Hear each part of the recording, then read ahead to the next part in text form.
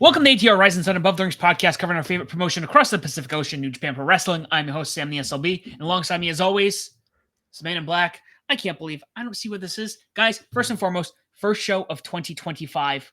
Please make sure you like, subscribe, follow us for New Japan and other wrestling content. First show of 2025. And one of our favorites, Ethan. Why is it one of our favorites? Tokyo Dome. Tokyo Dome season, baby. Wrestle Kingdom 19. We also are going to be talking about, because we're no longer, it's technically one night, but it's also technically two. We'll also be going over New Japan's, CMLL's, AEW's Wrestle Dynasty card, kind of. There's a lot of up in the air stuff because it's some of the stuff it has to do with whatever happens at the Tokyo Dome. So, Ethan, how are we feeling about the card? Like looking at it firsthand right now. Wrestle Kingdom, I'm pretty excited for. There's a lot of matches I'm like excited for. Wrestle Dynasty, there's a couple. There's some I'm like, I could take or leave. There's others I'm like, no, go away. You ever watch Family Guy when Peter, like, he doesn't like something, so he just pushes him out of the way? He's like, no. Yeah, exactly. Yeah, there's a couple matches like that, but we'll get into it. Let's hop right into this, though. Not much to say here with this first match, but we got the with the KOPW title gone. The New Japan Rambo's kicking off the pre-show. The winner now gets an IWGP World Heavyweight title contendership. Good. No idea who's in it, but I love their Rambos. So I'm glad. My least favorite one, probably with New Japan so far, was probably, remember that one they did during the pandemic? It was the handcuff one. That was the only way to be eliminated, was the handcuff one. Mm-hmm. I hated that one. First off, the KOPW title, I'm glad they're not doing that anymore, because I get, like, you're trying to do something different, like try to be the hardcore title, but it just wasn't working at all. Like, there were some great matches like with Shingo, because it's Shingo. And then Nara and stuff, but I'm just glad it was more of a joke belt, almost like the 24/7 title. Mm-hmm. But I'm glad, and I didn't really like. Did you like that Final Four type crap? It's like the Final Four goes on to the next night to fight for the title. I was not a big fan of that personally. No, it leaves a little bit to be desired, but not in like a good way. Sometimes you get excited. And now it's like, at least you can actually make it more like almost like the WWE's Royal Rumble in a way. Mm-hmm. Because exactly. It's like, I could see doing that New Year's Dash. Try to make it spicy. Yeah, I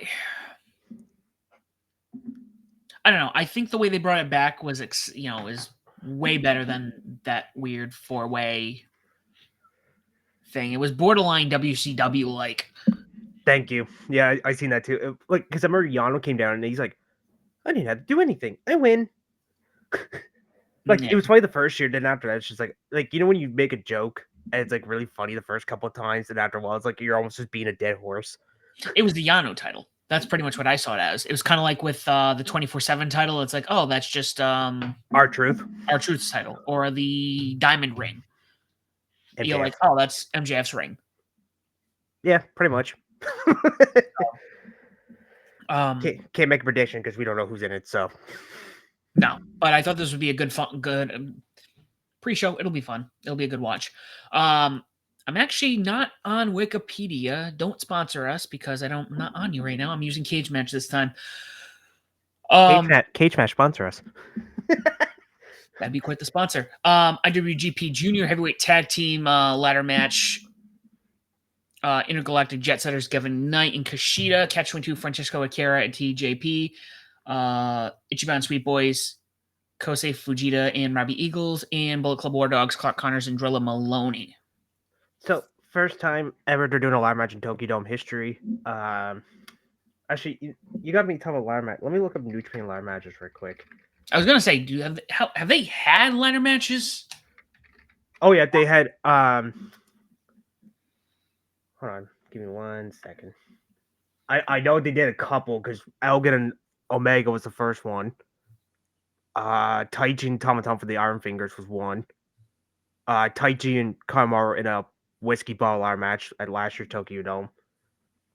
They did like 3 or 4, I believe, but it hasn't been too many. So, but first time in Tokyo Dome, which is a little surprising to be honest with you, because you think like Tokyo Dome, like the big show, like you want to do. But I mean, New Japan doesn't do much stipulations, right? So No. So actually, this is according to Grok. We have access to this, by the way, in on our X account, Ethan. So I literally go search on Grok how many ladder matches have happened in New Japan, and it's telling me there's only 2. One at Dominion in 2016. Eglin defeated Kenny for the IC title. And then Wrestling Dantaku 21 involving Taichi and Tamatanga. okay, yeah. Well, they should update that one because they forgot Taichi and Kamaru from last year. But still, I mean, that's not too many. So Yeah, it's very small comparing that WWE's been doing it for over 20 years at this point. Oh, yeah, close to 30 at this point. Over 30. Yeah. So yeah, over 30. Something like WrestleMania 10 was technically the first televised ladder match. But technically, if you want to go to Brett and Sean. But tomatoes, potatoes. Ooh, I can't want to see DMDK win them. Guys, Bulk Up Warlocks pretty much held them last year. Cash 2 held them like 15,000 times. And Cash 2 and Jet Stars, if there's some contract stuff coming up, by the way, saying like Kevin Knight's contract guess is coming up. I think no, Kushis isn't coming up. There's a lot of people. TJP's is coming up. I bet we're gonna have a time for 4 minutes. 4 minutes. Let's go. Start counting. God. 4, 3, 2, 1. But I'm gonna go with the Ichiban. They kind of got screwed away because like you think the Super Junior like they get like the World Tag League, they get a shot at the top one-on-one, but I don't know. I think it's time for they need to change them up. I'm gonna go with Sweet Boys. I would not be mad with that. Depending on how long Zach has the title for. But you know what? There's something about the Raw. There's something about Bullet Club War Dogs I still enjoy. Like there's something about him that feels very back to basics. Finley aside, because Finley's kind of like Squander. He's like a leader, but he almost feels like he should be like a second in command kind of guy. You know what I mean? Mm-hmm. Oh yeah. I thought he would have had that Jay White presence where he's, Jay White always, he felt like second in command when Kenny came in, and then he blew up to be his own thing. But I would not be bad with the Fujita and Eagles. But I feel War Dogs is gonna take this. I think you need to start like putting them as a threat, especially with God not being there anymore. Like Gorillas of Destiny always felt like a top tier tag team. Like they were just like that theme song, Tamatanga, Tangaloa. There's something about that just felt unmatched. Oh yeah. At some point, I would like to see these guys in the heavyweight. Did I say that right? The regular tag titles. Yeah, the heavyweight. Yeah, you're right. Yeah, the heavyweight. So I think they should, honestly. I mean, have you seen Maloney? My God. But going off of that, it's funny. You mentioned contract stuff. You said Kevin Knight? Kevin Knight and TJP. Kevin Knight is somebody who I could see going NXT. There's something about him that says NXT. I don't know why. You know what? I get behind that. I know he's on MLW for per appearances. So kind of like a what's the term I'm thinking of? Handshake term. That's all right. But I could see that's gonna be fun though. I mean, junior tag title match. Most of these are fun. Yeah. Their junior tag title, their junior division is just fun overall. It's like them and TNA. The X Division. Oh yeah. By the way, speaking right quick with TNA, like they're debuting on Sportsnet tonight. Well, as we're recording this. Nice. All right. That's one of the match I'm looking forward to, by the way. I'm like adjusting myself. You would have figured I would have been all set to go. So following that, I have the IWGP Women's Title match. Mayu Iwatani. Oh man, you're gonna an AZM. I'll give you a pass on it. It's so technically ACM is called Azumi, but I'll give you a pass. I'll give you a pass on that one because it does look like ACM. RVD be happy with that one. And by the way, the match order on cage match stuff, I think that's the correct order. That's why I like about New Japan. They actually give you like the actual match order of each match. Mighty Tiny's been with Jim for a long time. I could see her retaining, but I kind of want to see Azumi. I should take it for once. So I'm gonna go with Azumi. Oh yeah, high or low. Say, do you think it goes less or high or less or more than 10 minutes? I'm not too familiar with the Stardom brand, so I would assume that they would treat this a little. I would see this goes above 10, but like not north of 12. Yeah, I can see that. I will also say Azumi. Is that the one that they've been? I swear this is another one that they've been raving about. She was on AEW for a bit. Yes. And in my time, she was on Ring of Honor like years ago, like pre TK Ring of Honor. And Scott's gonna be happy with me for this one. Lucha Underground. All right. All right. Scott, I gotta throw Scott in there somewhere. So yeah, I'm gonna join in with that one. It's funny, I was gonna ask you off the air, but I'm gonna ask you here. Remind me again what the big show is for Stardom. So they have a bunch. So in December, as we're now in 2025, which is still weird, they just had their Dream Queendom show on the 29th of December. Excuse me. And then they have another show in April. It's like Grand Queendom or something like that. I forget the actual show. But then they got a main show on that, and then their finals of the 5-star Grand Prix. Yeah, I was more concerned about like the big show because I remember I watched that one that everyone was raving about where they were gonna have English commentary for the first time last year. Yeah, they did have commentary this year, by the way, for English. Walker Stewart was on the call. All right, I want to kind of go back because I did have fun watching that promotion, and I know the guys over there at Stardom Cast rave about it. So I'm gonna have to hop in and check that out. You need to. So following that, we have the New Japan World Television title, Ren Narita defending against El Phantasmo, Jeff Cobb, and I'm gonna have to have you start saying some of these names. Ryohei Oiwa? Yep. Oh yeah, you're right. So this was originally a triple threat match, but did you watch the Road Tokyo Dome show, Sam? Like the 2 in Corrigan? I did not know. Okay, so after they hosted torture match, it was the first night in Corrigan, I believe. John O'Keefe's was Santa Claus. Guess it's Christmas time. And they opened up, and where Randy opened the box, it was ALP's glasses. And then I'm not joking, the pop he got was almost like if Stone Cold came to Cork and Hall. Like, that's how loud. And then he came out with the flag, and it had a bunch of signatures on it. I think it was like from the locker room or something, like Canadian flag which was cool. I mean, he beat Cantor, by the way, so thank God. And then he got added because he's like, I want to be added. Jeff Cobb always like, yeah, okay. And the read's like, no. But I like Narita. Oh, I did like Narita till he joined House Torture. I get he didn't want to be called Shabbat Jr. anymore, but that I would have kept Shabbat Jr. Not gonna lie. I feel like the TV title is just basically the multi-person title because I can't remember the last time we even had a singles match for the TV title. To be honest with you, Jeff Cobb just had it. I don't see him regain it. I mean, we said that about Zack Sabre Jr., but he did.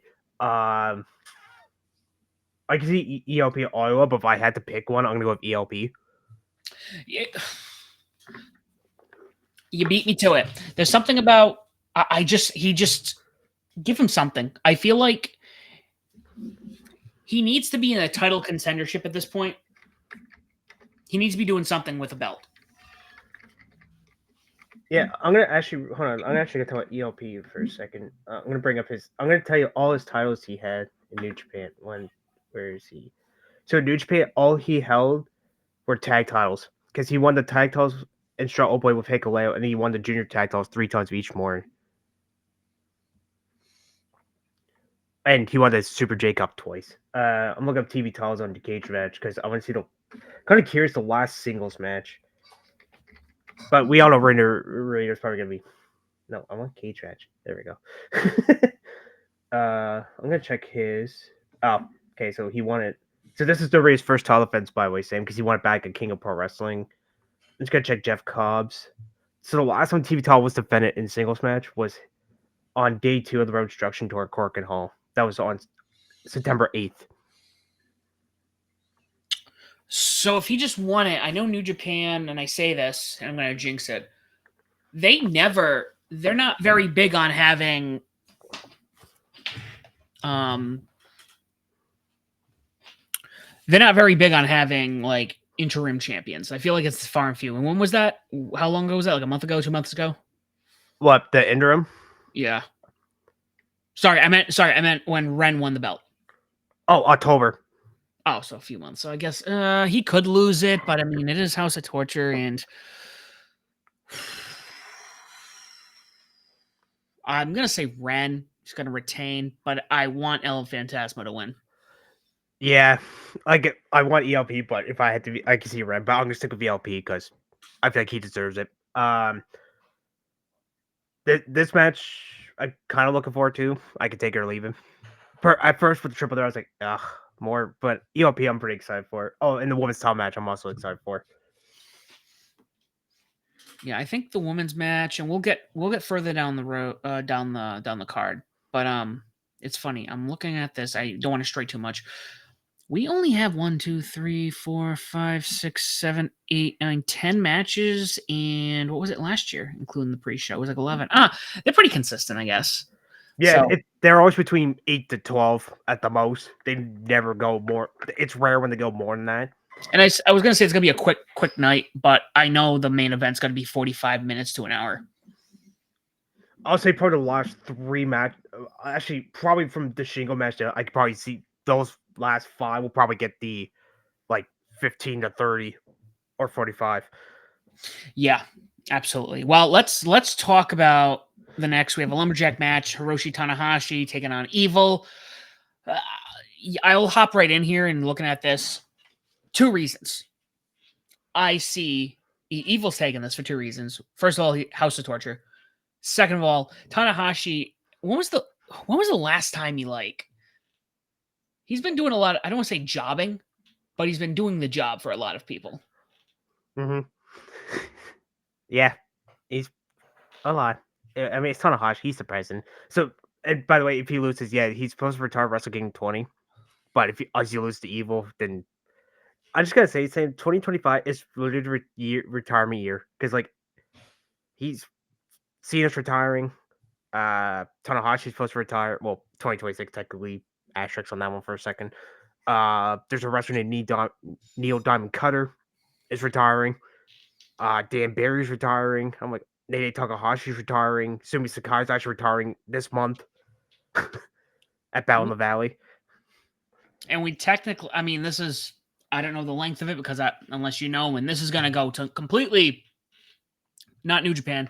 Dynamite this week, Jeff Jarrett said that he signed his last contract. So, and who knows how long that contract is? It could be a year, it could be 3 years. That he never said, but yeah, he did say last professional wrestling contract. So yeah, so yeah, no, it'll be interesting going into 26. I know it's a year away, and it'll be here in a blink of an eye, and you and I will be talking about this in 365 days and be like, wow, it's already 2026, and all these people are retiring this year. I can't believe it. yeah. But I don't think I've ever seen a New Japan Lumberjack match. I'm kind of curious to see how this goes. Yeah, Moxley and Evil, remember? Or Narita. No, wait, Moxley and Evil, remember? Did I end up watching that? Yeah, it's because remember me and you. That was the rare time we actually raved. Oh, that was the one. That was the one where I'm just like, wow, actually, this is a pretty decent Evil match. In a long time. Been a while. I knew that was coming up. All right, first one, 2025. Let's go. Let's talk about. Oh, sorry, Sam. Tanahashi. I want Tanahashi to take this one. You want, or you think it's going to be him? I think it's going to be Tanahashi. I'm kind of curious now. Is it because he has the Lumberjack team around him, and it's not just House of Torture involved? Yes. Yeah. I didn't even think about that. I don't know. So far, the odds haven't been good against Tanahashi. Right now, it's 0 for 2, but I could be absolutely wrong, and I would not be mad if Tanahashi takes this. Nope. Let's talk about a potential Ethan pick, shall we? International title, never openweight title. Shingo Takagi taking on Konosuke Takeshita. Winner takes all, by the way.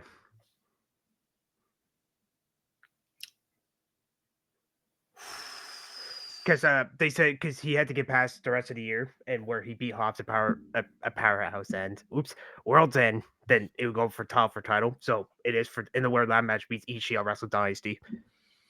Oh, this is tough. This could be an Ethan pick, by the way. I'm really excited for this one. I mean, you get Takagi and Takeshita. Like it's just 4 minutes. Wow, that was quick. That was not 4 minutes. That was we did 4 minutes a while ago. I'm hearing the alarm going off now. I'm going to say Takeshita here because I feel like, and there's nothing against Takagi, but Konosuke, there's something, he's still very young and has a full career ahead of him. And I feel like there's a chance where you could get his name not just in the States, but over in Japan. And like we keep talking about, G1, you know, I would not be mad if he ended up becoming a IWGP champion. And Takagi, he doesn't need like the never openweight title. He's not for me. He's a top contender. He shouldn't be in the mid card title talk. No, he's held that title too many times anyway. Yeah, exactly. I'm so excited for this one. Okay, I'm gonna pick a person, then I'm gonna throw a theory at you, Sam. Tell you if you like this one. So the person I'm gonna go with, I'm gonna agree with you, Takeshita, because I like Ishii and Shingo being the show return for 20 minutes, but I kind of want to see Konosuke and Ishii a little more. The theory I got: what if either they go to a title draw, or Ishii comes out, beats the crap out of the both of them, and we get a triple threat winner takes all match. Ooh, I would not be mad with that. I won't be either. This is the one ultimate match I would not be mad at.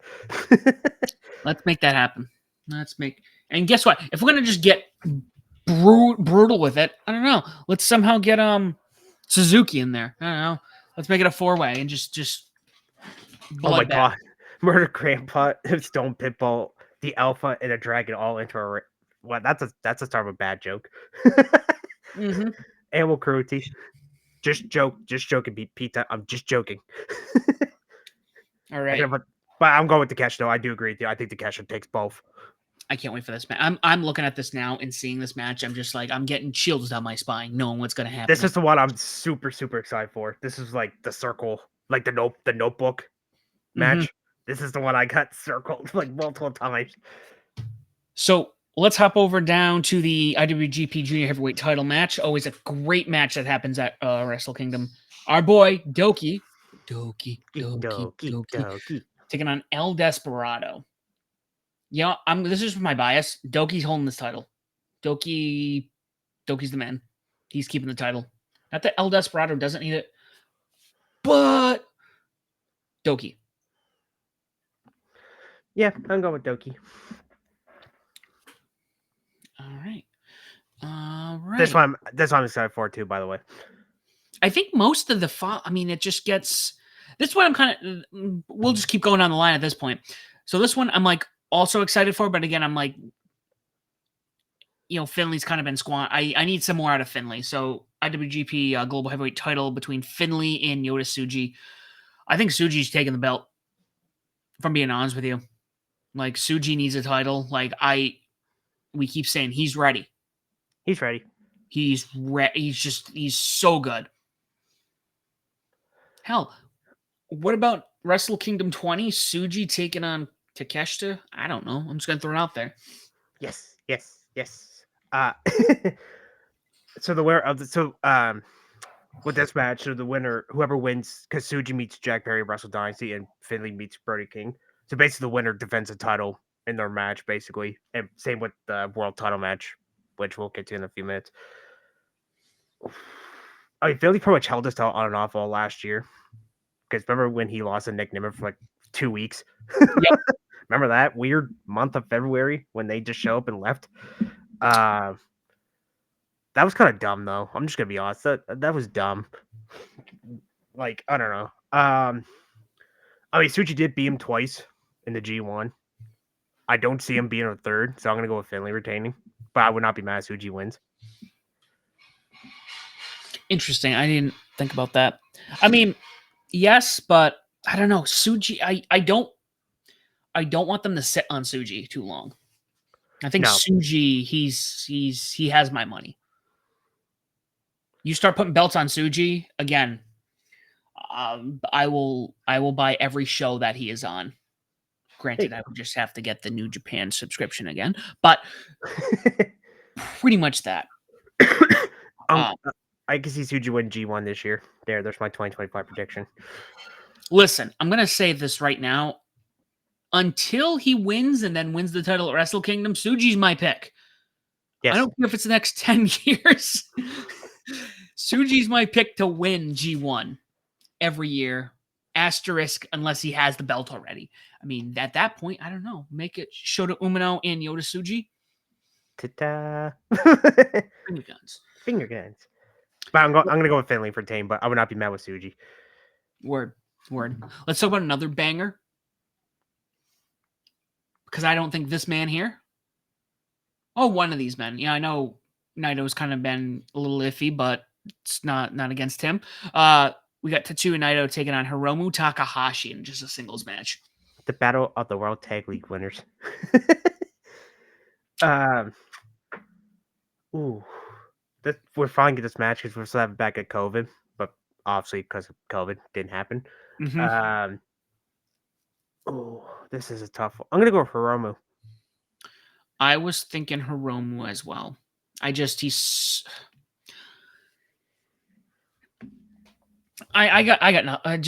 this will be a great match. I know we were talking about Naito's short title run this year wasn't like superb, but I think these two at the Tokyo Dome have always delivered. And he just got eye surgery too, so Naito did. Mm-hmm. So I wouldn't be surprised if with that being said, I wouldn't be surprised if this is kind of like his, hey, I'm going to take some time off. Because eye surgery is no big deal. So, but man, Hiromu, I know I've said this before. We talk about Hall of Fame and how you should be retired to go in the Hall of Fame, but I will be honest with you. I think Takahashi's the only guy I can think of for like New Japan. I'd be like Hall of Fame. Because anytime I watch something with him, like the match is just, I think he took on Sonata, incredible match. Him and Leo Rush, incredible. Like you're just like, oh, he's on the card as a singles because they do a lot of 6-man, 8-man tag matches and they're fine. Like it's just to get everyone out there. But the singles he does. Him and Mike Bailey, him and Leo Rush, him and Doki, him and Desperado. Him and himself, like he could wrestle a pencil at this point. Brian Pillman, you got real challenge right there. Him and Hinari. Exactly. So it'll be good. Here, main event, IWGP World Heavyweight Title, Zack Sabre Jr. defending against Shota Umino. I'm really torn on this one. I think we had this conversation where I know Zack has done his due diligence in this company. And he deserves a long title reign. I don't know if I can pick one for this one. Because also, Shota's very young, and I feel like Zack Sabre Jr. is a Bryan Danielson of the New Japan. He doesn't need the belt. No. Where, again, I will not be mad, but I also think, he could drop it, and then he's still incredible. He's still, again, it was like The Undertaker, Bray Wyatt, those examples. Kane. There were characters that transcended the belt, if you will. This one's really tough. I want to say Sabre Jr., but you kind of convinced me now with the deals. I'm gonna say Umino. Screw it. Let's go with Umino. I think they're gonna pull the trigger. I think we're talking about the new generation of New Japan, and then it's just like that tacky like font from 95 WWE. Oh my god, yes. I'm gonna go with Shota as well. Because again, you have Tsuji, you have Shota. I mean, you dropped this title from Takagi to Takeshita. You have Bullet Club War. Like it just feels like a time to transition and now really go. We're gonna just start building up the new talent and throwing them to the wolves. You know who? I'm gonna throw this one out. You know who I can see being a future world champion? You might be surprised, Sam, but Drell Maloney. Oh, absolutely. Absolutely. He feels more like a leader for Bullet Club than Dave Finlay does. Not to knock Dave Finlay, but there's something about that whole War Dogs group, particularly, that I really like. That I'm like, there's something about them, and I feel like they're gonna pop off at some point. I don't think I have much more about this. Do you have any ideas? Anyone who might show up? Anyone who might? I know this isn't WWE. You know, we're not gonna get returns or anything. Probably not on the Wrestle Kingdom. Maybe Wrestle. I don't know. That's kind of tough, honestly, for Wrestle Kingdom because there's a lot of AEW guys on there. There is actually. I'll name one AEW wrestler in one of the matches, Wrestle Dynasty, which we'll get to in a second. Yeah, I don't see anybody for Wrestle Kingdom this year, personally. The only thing I could think happening is the Rambo includes AEW talent. Yeah, because I mean, think about like Gabe Kidd's on the main card, Sanad's on the main, Taichi, Okan. I could see a couple AEW guys, probably not like top guys, probably like mid card maybe being the Rambo. Sorry, but yeah, I'm pretty excited for the show. So that's on Saturday. For Yeah. people wondering, Wrestle Kingdom, it's Saturday the 4th at 3 a.m. Eastern in the States, so that'd be 4 a.m. for me. But I'll watch it later. I don't want to get up super early on the Saturday. I might have said this. I don't remember if I've said this on the show before. I've tried it once. I stayed up till I think it was 3:30 in the morning, and then the pre-show started, and I'm like, I gotta go to bed. I can't. I'm bright for bed. I I can't. think you did that last year. I think you said it in one last year's episodes or 2 years ago now, and then you're like, nope. I did this back when I was in Rhode Island still. I tried and I just couldn't. There's been times I've tried to get up early and watch it. Just don't have to. It's tough. The We're just only gonna time have. the only time I watched it live was when I worked a back shift. It was Tanahashi and Ibushi in the G1. Word. We might just have to go and watch it live to see it live. Dude, I know. I'll have to put in the budget. Scott, we're gonna put in the budget. The ATR budget. So we're gonna kind of skim through this. We're not really gonna do picks, but the following night we have New Japan, CMLL, Wrestle Dynasty. I found it interesting watching Dynamite, which is on Max now, and it made it so much easier. And it was pretty nice to watch it on Max live. I'm surprised I don't think they mentioned this once on Dynamite. They should door slammed. Yeah. I don't think they mentioned Wrestle Dynasty. And I could be wrong. I'd have to go back. Once during Mercedes Monet stuff promo, pointless promo. I was a little confused because you're sending over your EVPs, including Kenny, who's coming back, Claudio, Ricochet, Jack Perry, Brody King, Mercedes, like you said. I said the Bucks, Takeshita, the Sons of Texas. Yeah, it's like AEW Ring of Honor / Ring of Honor. Right, a thing. Like, why would you not? I maybe it's a conversation for another day. But we have, and I guess it's a New Japan. So this isn't a Tony card. We're not going to have 30 matches. It's great. We have 11 right here. We got 11? All right. Yeah, let's run down the card quickly. Okay. So, first the 2 pre-show matches, which I'm a little surprised is on, but I get why it kind of is, but at the same time, it's like, why? Anyway, finals of the International Women's Cup 4-way. Perizal versus CMLL. Athena represents Ring of Honor, even though she's a women's champion, but that's another thing for another day. Will Nike represent AEW, and Mobile One represent Stardom. So the winner of this match gets shot at their promotion's title. Even so, if Athena wins, it'd be kind of awkward because, like, what? Yeah, I'm a little surprised that's on the pre-show, but again, you gotta put something on there. So this one, I'm not surprised it's a pre-show match for the real world tag titles. Sons Texas. Steven Guevara and Dustin Rhodes defend against Host Torture Show and usually Morrow. Yep, pre-show. Lucha Gauntlet match. They're basically taking, the Casino Gauntlet match, right, Sam? Yeah. They're basically just doing that. Okay. But just here, but it's only with the New Japan and CML guys, so we don't know any of the 8 guys. We just know it's just 8 dudes. So, speaking of Mercedes Moné, we talked a couple minutes ago. Winner first of 2 double top matches on the show. Winner takes all. Mia Shirko defends the Rev Pro British women's style against Mercedes Moné defend the Straw women's style. So, I honestly, if I had to pick a winner here, I'd probably say Moné, to be honest with you. Yeah, I think she pulls in the money. I know some people are like, well, she's not in WWE anymore. No, she's a money maker. Despite her song being absolute trash, people want to see Mercedes Moné, or for the WWE folk, Sasha Banks. They're still going to want to see her in the ring. Oh yeah, that one could be fun. So, but I think if I had to pick one, I say Moné, honestly. Agreed. Vacate IWGP titles on line. Graham Khan and Mystery Partner goes against the Young Bucks. So the winners come to 106 tag team champions. I don't know why LAJ's not in this match, but that's whatever. Mystery Partner, I'm going with Will Ospreay. Will would be a good call. He's still technically in United Empire, so I mean, yeah, he never technically left.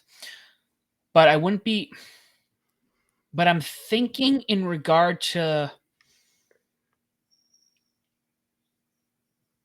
I have thoughts, and maybe we need to talk about this after. But I can see the Bucks getting these because again, you bring them, you send them back to New Japan, and not that they haven't done incredible work in AEW, they have.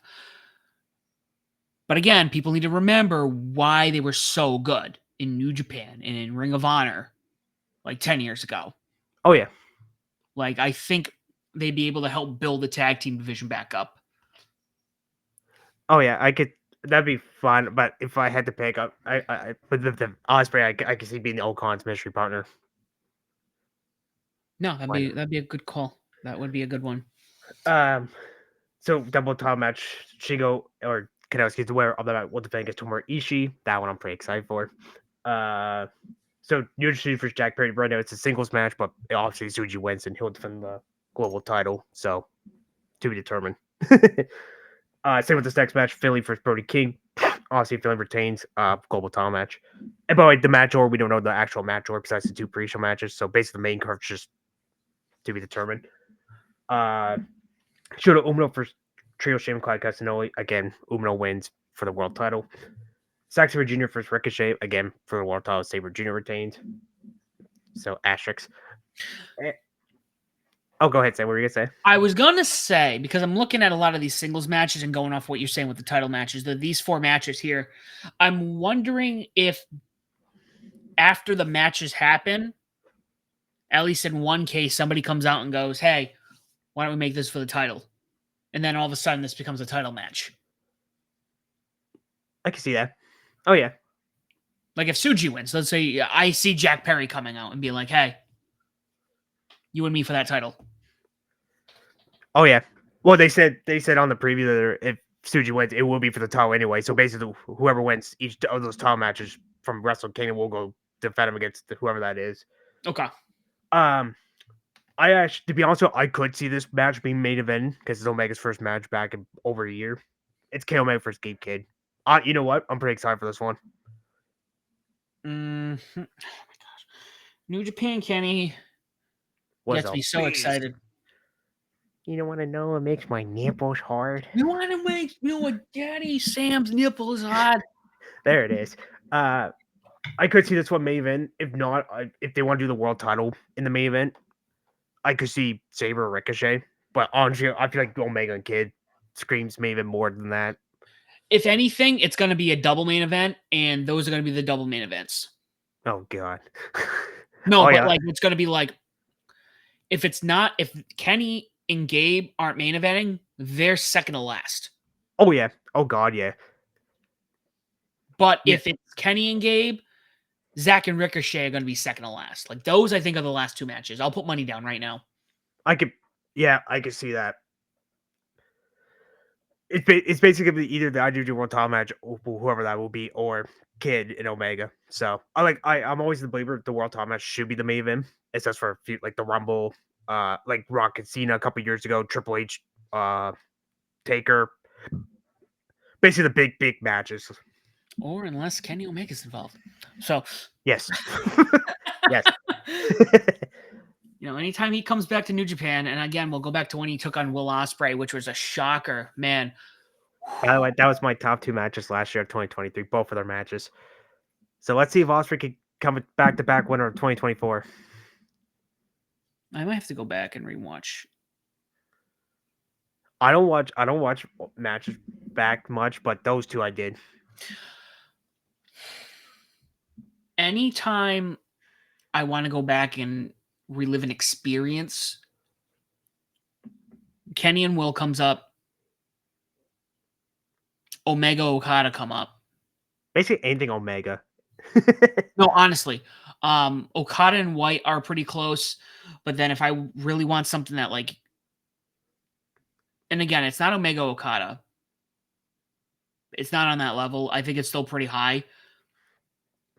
But if I want something to get my like the chills down my spine again, I'll go back and watch like the promos and then the match of Omega and Jericho at the Tokyo Dome. Because I go back, I found the video somewhere. I don't know, it was Vimeo or something like that. I remember I will never forget seeing that on Instagram. Oh yeah. When I was like, what do you mean Jericho is going to Japan and wrestling Kenny? And my brain couldn't like figure it out. And again, the words of Don Callis ring in my ears where it's like, that cannot happen, can it? And Kenny's, said yes. And we talk about Omega Okada being like the catalyst. I think the real catalyst, like the seeds were planted with Omega Okada. I think the seeds for what was going to happen, Jericho Omega. Oh god. Well, Tony Khan credit that as pretty much starting AEW. So I mean, that was the fire. That was it. Because you're like one of the biggest names in WWE is going to go over to Japan and wrestle one of the biggest names to probably ever wrestle in New Japan Pro Wrestling, if not Japan. That was my 2018 match of the year, by the way. I'm getting chills again thinking about it. But regardless, I think Kenny and Gabe's going to be incredible. There's a chance this card could be a sleeper. There are definitely matches on here where you're like, this is happening. Yeah. This is happening.